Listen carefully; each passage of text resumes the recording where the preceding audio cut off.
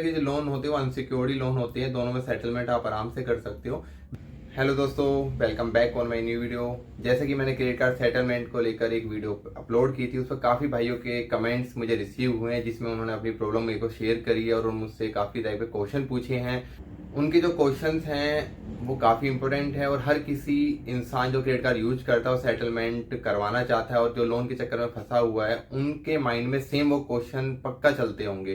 तो इसलिए मैंने सारे क्वेश्चन वहां से उठाए हैं और आपको इस वीडियो में हर क्वेश्चन का जवाब मैं आपको 1 बाय 1 देने वाला हूं। तो चलते हैं, करते हैं वीडियो को स्टार्ट। और वीडियो को पूरी देखना, स्किप मत करना, क्योंकि अगर वीडियो पूरी देखते हो तो आपके माइंड में क्रेडिट कार्ड सेटलमेंट को लेकर जिस भी तरह के क्वेश्चन चल रहे होंगे, इस वीडियो के खत्म होते होते आपके सारे क्वेश्चन का जवाब आपको मिल जाएगा। तो चलिए उठाते हैं सबसे पहला क्वेश्चन। एक भाई का मैसेज मेरे को रिसीव हुआ है, उसमें लिखा हुआ है कि सेटलमेंट के लिए पैसे नहीं है तो मैं क्या करूं। तो अगर आपके पास सेटलमेंट के लिए पैसे नहीं है, आज नहीं है कल कर दो, कल नहीं है परसों कर दो, नेक्स्ट मंथ कर दो, 2 महीने बाद कर दो। आपके पास आज आपका केस एनपीए में चला गया है, ठीक है ना, एनपीए में चला गया, उसके बाद में आपके पास कॉल्स आने लग रहे हैं, कंटिन्यू कॉल आ रहे हैं, आपके घर पे बंदे आने लग रहे हैं, आपसे मिसबिहेव कर रहे हैं, आपके घर वालों से मिसबिहेव कर रहे हैं, फोन पे आपको बिहेव कर रहे हैं, गालियां दे रहे हैं। तो ये सब चीजें जो होती है ना, ये चीजें आपको कंटिन्यूसली फेस करनी पड़ेंगी। आप अगर इन चीजों को भी साइड में रखते हो, अगर आप ये सोचते हो कि मुझे इन चीजों को कोई फर्क नहीं पड़ता, तो सेकंड जो आपको लॉस होने वाला वो है कि आपका जो सिविल है वो बिल्कुल डाउन चला जाएगा, डे बाई डे वो डिक्रीज होता चला जाएगा। उसको फाइनेंशियली डेथ आप कह सकते हो कि इन फ्यूचर कभी भी आप लोन नहीं ले सकते हो। तो सेकंड लॉस तो आपको ये हो जाता है। कोर्ट केस जो होता है वो लास्ट ऑप्शन होता है और लास्ट ऑप्शन भी बैंक वाले कभी यूज नहीं करते हैं। हम भारत देश के अंदर रहते हैं, हमारे यहाँ पे कानूनी प्रक्रिया बहुत लंबी चलती है, तो कभी भी बैंक वाले लास्ट ऑप्शन जो होता है कोर्ट केस का वो कभी भी यूज नहीं करते हैं। बहुत ही रेयर केस होता है जिसमें यूज करना पड़े, वरना नहीं करते हैं। बैंक को भी पता होता है कि कस्टमर जो होता है वो लास्ट सुप्रीम कोर्ट तक जा सकता है और सुप्रीम कोर्ट तक जाने के अंदर कई साल बीत जाते हैं, तो वो कोर्ट केस कभी भी नहीं करना चाहेगा। इससे पहले वो आपको सेटलमेंट के कई बार ऑफर देगा। तो जब भी आपकी कंडीशन आपको लगता है ठीक है कि मैं सेटलमेंट कर सकता हूँ, तो आपके जो कार्ड का अमाउंट है वो हो सकता है कि 50,000 आज वो आपसे 10,000 में सेटलमेंट कर रहे हो, 2 साल बाद वो आपका 2.5 लाख रुपए हो जाए, तो उससे फर्क नहीं पड़ता। सेटलमेंट जो आपका होगा उसी अमाउंट में होगा, 10,000, 15,000, 20,000, उससे ज्यादा नहीं जाने वाला। तो समय आपके पास रहता है, आपके पास प्रेशर आएगा, आपको फेस करनी पड़ेगी प्रॉब्लम्स, लेकिन उन सब प्रॉब्लम्स को आपको झेलना पड़ेगा। अगर आपके पास पैसा है तो दे दो, नहीं है तो फिर आप टाइम ले सकते हो, टाइम लेने को फिर आप सेटलमेंट कर लेना। मेरे हिसाब से मैं आपको सजेस्ट करता हूँ कि सेटलमेंट आप कर लेना।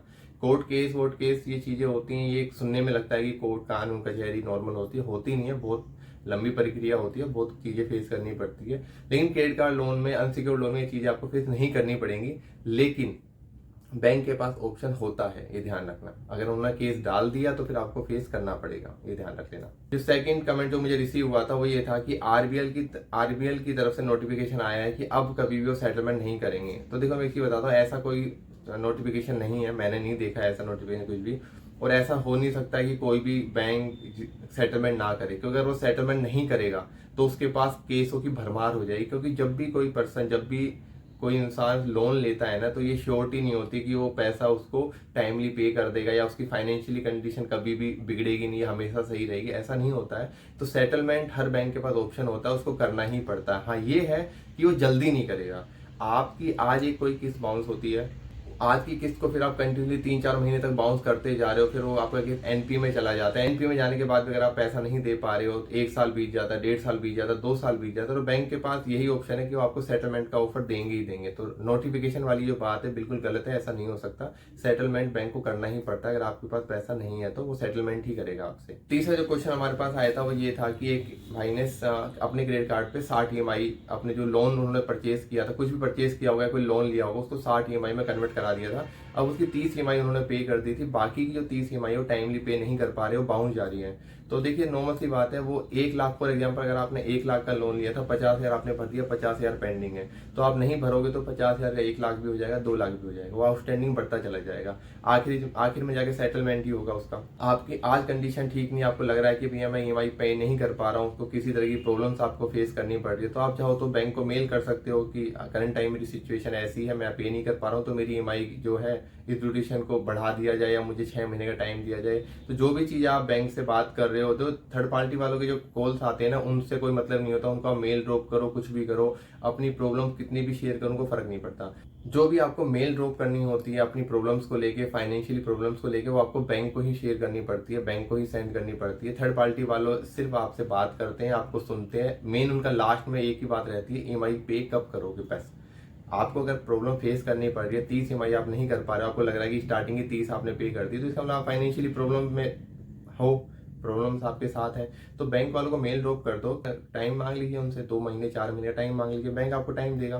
तो जो भी हो आप उनको मेल ड्रॉप कर दीजिए, और नहीं है तो आपका जो नॉर्मल सी बात है 30 ईएमआई का जो अमाउंट है वो आपका आउटस्टैंडिंग बढ़ता चला जाएगा, आखिर में जाकर उसकी भी सेटलमेंट होगी, उसका भी अमाउंट आपका ईएमआई में कन्वर्ट हो जाएगा अगर आप चाहते हो तो। आज मत करो, 2 महीने बाद कर दो, 6 महीने बाद कर दो, पैसा तो आप भर ही दो, क्योंकि फाइनेंशियली आपका ही लॉस होने वाला। अगर आप पेमेंट नहीं करते हो तो आपका सिविल डाउन चला जाता है। तो आज कंडीशन आपकी बेकार है, जब आपकी कंडीशन ठीक हो, जब तक आप टाइम ले सकते हो, बैंक वाले भी आपको टाइम दे देंगे। आप उनसे मांगोगे 2 महीने, हो सकता है वो आपको 20 दिन दे, 1 महीना दे, वो भी कोशिश करते हैं जल्दी से जल्दी पैसा हमें मिले। तो अगर नहीं है आपके पास टाइम तो नॉर्मल सी बात है, फिर आपको कॉल्स आती हैं, कॉल्स आपको फेस करनी पड़ेंगी, बस इसके अलावा कोई ऑप्शन नहीं है। सेटलमेंट का यही रहता है कि बैंक वाले आखिर में जाके आपसे फिर सेटलमेंट करेंगे। आपकी ईएमआई बाउंस हो रही है, आखिर में जाके उस ईएमआई का टोटल अमाउंट जो भी होगा उसमें से फिर वो सेटलमेंट के आपको ऑफर आएंगे, वो भी आप अपने अकॉर्डिंग, आपकी फाइनेंशियली कंडीशन के अकॉर्डिंग आप उन ऑफर को एक्सेप्ट कर लेना, जितने ऑफर पेमेंट आप कर सकते हो। स्टार्टिंग में ऐसा नहीं पहला ऑफर उनका आया तो आप पहले ऑफर भी एक्सेप्ट कर लो, मत करो, 3-4 ऑफर आने दो। जितने ज्यादा ऑफर आएंगे ना उतने में अमाउंट डाउन होता चला जाता है। पहले ऑफर का अमाउंट फॉर एग्जाम्पल आपका 50,000 का आया, दूसरे ऑफर में हो सकता है वो 40-35,000 का पहुंच जाएगा, तो डाउन होता चला जाता है। फोर्थ जो क्वेश्चन मेरे पास आया उसमें एक भाई ने मुझसे पूछा है कि उनके एसबीआई कार्ड की लिमिट 82,000 थी, अब वो आउटस्टैंडिंग जो है वो 1 लाख से अबाउ पहुंच चुका है, तो अब सेटलमेंट कितने में होगा। आपका 82 आपकी प्रिंसिपल अमाउंट था, मतलब जो आपने क्रेडिट कार्ड की लिमिट थी, तो आपका सेटलमेंट मेरे हिसाब से 25-30 के आसपास में हो जाना चाहिए, इससे ज्यादा नहीं होगा। लेकिन ऐसा होता है कि पहले ऑफर में वो आपको बोलेंगे 50,000 पे कर दो, 60,000 पे कर दो, लेकिन अगर आप उनको टाइम देते रहोगे, पेमेंट नहीं करोगे, तो फिर वो ऑफर एंड टाइम पे होते होते 25-30 में, 20-25-30 में आपका सेटलमेंट हो जाएगा। और देखो ऐसा भी नहीं 25-30 में हो जाएगा, डिपेंड करता है बैंक की साइड में। हो सकता है कि अगर आप मार्च में करा रहे हो तो वो आपसे और कम में भी सेटलमेंट करा ले, तो सब ऑफर पे डिपेंड करता है। बैंक वाले हमेशा ये देखते हैं कि इस पर्सन का कितने महीने का पेंडिंग जा चुका है, ये कब से पेमेंट नहीं कर रहा है। अगर हम इसको और टाइम दे रहे हैं तो हमारा ही लॉस हो रहा है, तो वो उस केस में आपको ऑफर, इस महीने आपको 50 का ऑफर है तो अगले महीने आपको 40 का हो जाएगा, फिर 35 का हो जाएगा, ऐसे करके 20-25% में सेटलमेंट हो जाता है, कभी कभी 30-35% भी पहुंच जाता है। तो इतना सेटलमेंट आपका ध्यान रखिए, इतने पे होगा। आउटस्टैंडिंग नहीं होता, आउटस्टैंडिंग तो आपका 10 लाख बन जाएगा, उससे फर्क नहीं पड़ता। इसके बाद जो क्वेश्चन हमारे पास आया था उसमें यह है कि मेरा क्रेडिट कार्ड ब्लॉक हो गया, कि अब सेटलमेंट होगा। तो देखिए मैं चीज बताता हूँ, अगर आप क्रेडिट कार्ड की पेमेंट नहीं करोगे ना, तो एक टाइम के बाद जैसे आपका कार्ड एनपीए में चला जाता है, एक टाइम के बाद वो क्रेडिट कार्ड को ब्लॉक कर देते हैं। ब्लॉक करने के बाद में आपका अकाउंट एक्टिव रहता है, कार्ड आप यूज नहीं कर पाते हो लेकिन आपका अकाउंट एक्टिव रहता है, तो पेमेंट तो आप सेटलमेंट तो कभी भी कर सकते हो। लेकिन आपके सेटलमेंट के लिए बैंक आपको फोन करे तो सेटलमेंट करो, खुद नहीं है फोन करके बैंक को बोलो मुझे सेटलमेंट करना, नहीं कर सकते। क्योंकि बैंक आपका केस जब रिकवरी डिपार्टमेंट में भेजता है ना, उसके बाद में आपके पास फोन आते हैं सेटलमेंट कर। वो भी ऐसे नहीं कि आज आपका कार्ड ब्लॉक हुआ है तो आज आपके पास फोन आ जाएगा, ऐसा नहीं होता। 2-4-5-6 महीने, साल लग जाते हैं आराम से, 3 महीने 4 महीने में भी आने लगता, पर ऐसा नहीं होता आज आपकी ईएमआई बाउंस हुई है कल आपके पास फोन हो जाएगा, ऐसा नहीं होता। नेक्स्ट जो क्वेश्चन मैं ले रहा हूँ वो है कि एक भाई का मैसेज आया था कि उसने क्रेडिट कार्ड पे कोई लोन लिया होगा, फॉर एग्जाम्पल कहीं कोई होता है ना क्रेडिट कार्ड पे पर्सनल लोन मिल जाता है, इस तरह का होता है। तो कोई लोन लिया होगा तो उसकी 60 ईएमआई थी, 60 ईएमआई में से 30 ईएमआई उसने पे कर दी थी, 30 ईएमआई उसकी पेंडिंग थी। तो 30 ईएमआई जो अब उसकी पहले जा चुकी है तो टाइमली पेमेंट थी, अब उसकी फाइनेंशियली कंडीशन ठीक नहीं है तो वो ईएमआई पे नहीं कर पा रहा है, तो इस टाइम पे उसकी जो किस्तें वो बाउंस होती जा रही हैं। तो अब उसकी सिचुएशन खराब है, वो पेमेंट नहीं कर पा रहा। तो इस सिचुएशन में क्या होगा भाई कि जो भी अमाउंट आपका पेंडिंग होगा उस अमाउंट पे overdue charges, interest, late fees लग लग के आपका वो बढ़ता चला जाएगा। 50,000 का 60,000 होगा, 1 लाख होगा, 1.5 लाख होगा, 2 लाख होगा। देन जो भी आपका अमाउंट बाद में जाके जब भी फिर आपके पास कॉल आएंगी सेटलमेंट के लिए, पहली बात तो आपको कॉल आनी शुरू हो गई होंगी, अपनी पेमेंट कर दीजिए, पेमेंट ईएमआई पेंडिंग है, जो भी कुछ आपको फेस करना पड़ रहा होगा। लेकिन एक टाइम पे आके फिर आपके सेटलमेंट के लिए ऑफर आने लगेंगे, तो जो अमाउंट आपका पेंडिंग होगा, जो भी आपका आउटस्टैंडिंग होगा, उस अमाउंट पे फिर आपको सेटलमेंट के ऑफर दिए जाएंगे। तो आप अपने बजट के अकॉर्डिंग, अगर उस समय आपकी फाइनेंशियल कंडीशन ठीक होती है तो आप अपने जो भी अमाउंट आपका होगा उसको आप सेटलमेंट कर सकते। तो इन सिचुएशन में सेम ही होता है, आप क्रेडिट कार्ड हो या आपने क्रेडिट कार्ड पे पर्सनल लोन लिया हो, दो तरह के जो लोन होते हैं वो अनसिक्योर्ड लोन होते हैं, दोनों में सेटलमेंट आप आराम से कर सकते हो। बैंक की तरफ से जब भी आपको कॉल आती है सेटलमेंट के लिए, आपको ऑफर दिया जाता है, उस समय आप उसको अपने अकॉर्डिंग आपको लग सकता है पेमेंट कर सकते हो।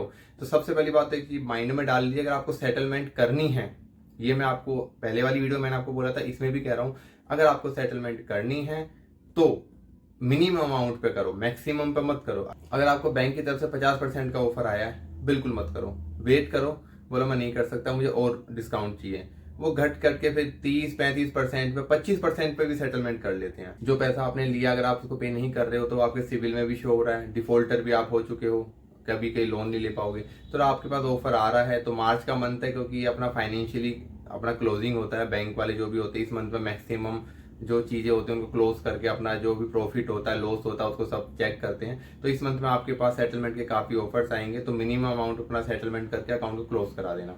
नेक्स्ट जो क्वेश्चन हमारे पास था उसमें ये था कि एक भाई ये कह रहे हैं कि उनकी 82,000 82,000 की उसकी एसबीआई कार्ड की लिमिट थी, अब उसकी जो पेमेंट है वो पे नहीं कर रहे हैं, जो बिल था पे नहीं कर रहे हैं, वो बढ़ के 1 लाख से अबाउ जा चुका है। तो सेटलमेंट कितने में होगा? तो मैंने आपको बताया था सेटलमेंट आपका जो अमाउंट होता है वो आपका लगा लो 25-30-35% में सेटलमेंट हो जाता है। अब आपकी 82 लिमिट थी तो आपका 82 से अबाउ जो अमाउंट गया है ना वो तो आपका वे ऑफ होना ही होना है। वो तो पहले सेटलमेंट की जब आपके पास कॉल आएगी ना उसी टाइम पे आपको माफ कर दिया जाता है, से शुरू होती है। उसमें फिर 82 का आपसे 40 बोलेंगे, 45 बोलेंगे, 50 बोलेंगे, तो आप घटा घटा के उसको 25-30-35% पे लाके सेटलमेंट कर सकते हो।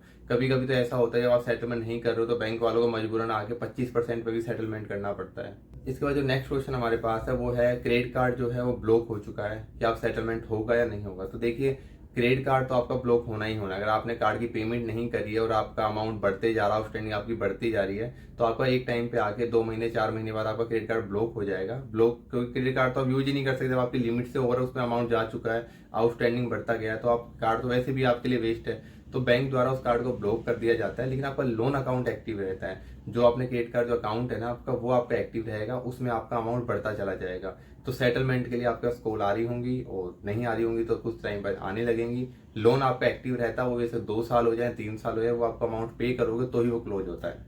जो आपने पैसा यूज किया उस पर ब्याज लगा लगा के बढ़ा देते हैं, तो वो आप जब भी पे करोगे उसको सेटलमेंट करोगे तो सेटलमेंट होने के बाद में क्लोज होगा, फुल अमाउंट पे करोगे तो फुल अमाउंट के बाद में क्लोज होगा, वो आपके ऊपर पड़ता है। तो कार्ड ब्लॉक हो जाने से सेटलमेंट का, कार्ड ब्लॉक का और सेटलमेंट का कोई लिंक नहीं है। कार्ड ब्लॉक हो गया होने तो सेटलमेंट आप कर सकते हो। इसके बाद जो एक क्वेश्चन है, 2-3 मुझे क्वेश्चन रिसीव हुए सेम ही टाइप के हैं कि अगर क्रेडिट कार्ड से फ्रॉड हो जाए तो क्या हम उसकी पेमेंट करें या नहीं करें? तो देखो क्रेडिट कार्ड से फ्रॉड का मतलब क्या होता है। क्रेडिट कार्ड फॉर एग्जांपल मैं कहीं रास्ते पे जा रहा हूँ, क्रेडिट कार्ड गिर गया, किसी बंदे ने उठाया, स्वैप कर लिया, यूज कर लिया, फ्रॉड हो गया। मेरे पास कॉल आई, ओटीपी मांगा, मैंने ओटीपी दे दिया, फ्रॉड हो गया। तो इन दोनों ही केस में गलती कस्टमर की होती है। बैंक ने हमें कार्ड दिया है, हमें लोन दिया, उसको हम किस तरह से यूज कर रहे हैं, हम यूज कर रहे हैं, कोई थर्ड पार्टी यूज कर रही है, हमें नहीं पता। इस तरह की सिचुएशन में पैसा तो बैंक का गया है ना, तो वो आपसे पैसा मांगेगा ही मांगेगा, आप उसको मना नहीं कर सकते हो। आपके साथ में क्रेडिट कार्ड का फ्रॉड होता है, उसमें बैंक किसी तरह से इन्वॉल्व होता है, तो आप एक बार को उसमें एक्शन ले सकते हो, क्योंकि उसमें बैंक के थ्रू फ्रॉड हुआ है। अगर आपके साथ ऐसा कोई फ्रॉड हो रहा है जिसमें आपको लगता है कि बैंक किसी तरह से इन्वॉल्व है, तो उस केस में सबसे पहले तो आप जो भी आपके पास प्रूफ है उसको आप लेके बैंक को मेल ड्रॉप कीजिए। ब्रांच में जाने का कोई मतलब नहीं होता, ब्रांच का कोई भी लिंक नहीं होता है, क्योंकि क्रेडिट कार्ड डिपार्टमेंट और बैंक डिपार्टमेंट, बैंक जो होता है दोनों डिफरेंट होते हैं। यहाँ सारा जो काम होता है मेल के थ्रू होता है। सबसे पहले कस्टमर केयर को फोन कीजिए, उसके बाद में अगर वो आपकी उनको बता दीजिए, क्योंकि मेन क्या होता है जो कॉल आपकी पिक करते हैं वो नॉर्मल एग्जीक्यूटिव होते हैं, वो अपनी प्रॉब्लम का सोल्यूशन नहीं निकाल सकते। कोशिश कीजिए सुपरवाइजर मैनेजर से बात करने की, उनके पास में अपनी कंप्लेंट को रजिस्टर कीजिए, कंप्लेंट आईडी लीजिए, जो भी आप अपनी कंप्लेंट डाल रहे हो कि मेरे कार्ड पे इस तरह का फ्रॉड हुआ है, आपके बंदे के द्वारा किया गया, जो वहां पर रजिस्टर कीजिए। कंप्लेंट आईडी अपने पास होनी चाहिए, ताकि उस कंप्लेंट आईडी से आप कभी भी सेकंड टाइम फिर कॉल करके वेरीफाई कर लीजिए कि मेरी कंप्लेंट यहाँ पर रजिस्टर्ड हुई है नहीं हुई है। उसके बाद में क्या करना, बैंक को आप मेल ड्रॉप कर दीजिए, क्योंकि आपके साथ जो फ्रॉड हुआ है ना बैंक के संज्ञान में आना जरूरी होता है। बैंक को पता होना चाहिए कि आपके साथ कुछ फ्रॉड हुआ है।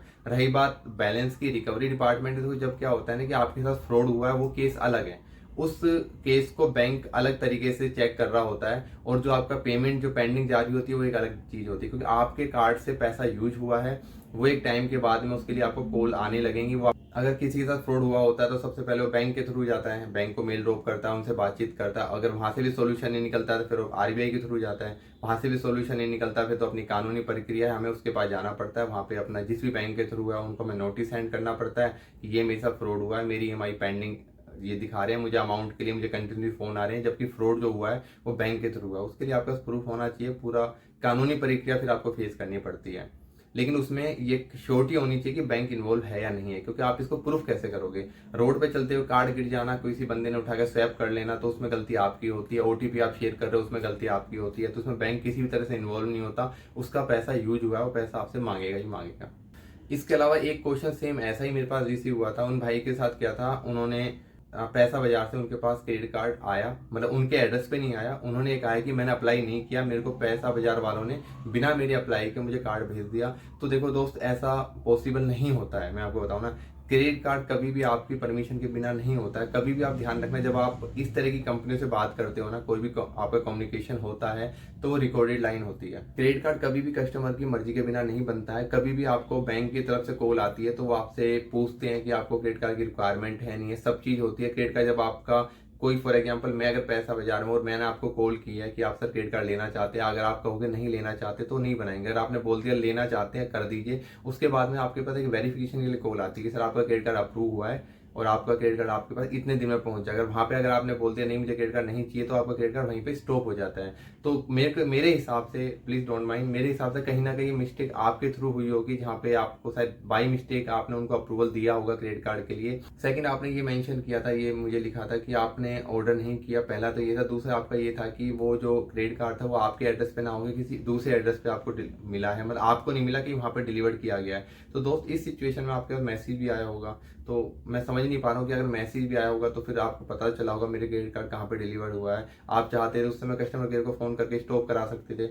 नहीं तो फिर एक चीज बताइए, जब क्रेडिट कार्ड आता है तो उसमें आपको पिन को जनरेट करना पड़ता है। तो पिन जनरेट के लिए आपके पास रजिस्टर्ड मोबाइल होना चाहिए। तो जिस बंदे ने वो कार्ड यूज किया है उसने पिन जनरेट कैसे किया होगा? तो मैं समझ नहीं पा रहा हूँ आपकी सिचुएशन को। तो यहाँ पे कहीं ना कहीं अगर आप बैंक से बात करेंगे तो वहां पे गलती आपकी ही बताई जाएगी, क्योंकि मैं खुद कंफ्यूज हूँ कि क्रेडिट कार्ड, पहली बात तो पैसा बाजार ने क्रेडिट कार्ड आपको भेजा है, तो उस केस में पैसा बाजार वाले बिना आपके अप्रूवल के क्रेडिट कार्ड नहीं भेज सकते। पहली कंफ्यूजन मेरे को ये है। दूसरी कंफ्यूजन ये है कि पैसा बाजार ने आपके जिस एड्रेस पे भी कार्ड भेजा है वहां पे कार्ड आपका डिलीवर्ड भी हुआ होगा, तो आपके पास कुछ ना कुछ मैसेज आया होगा, क्योंकि नंबर तो आपका रजिस्टर्ड था। एड्रेस बाई मिस्टेक कहीं और का हो सकता है, नंबर तो आपका होगा।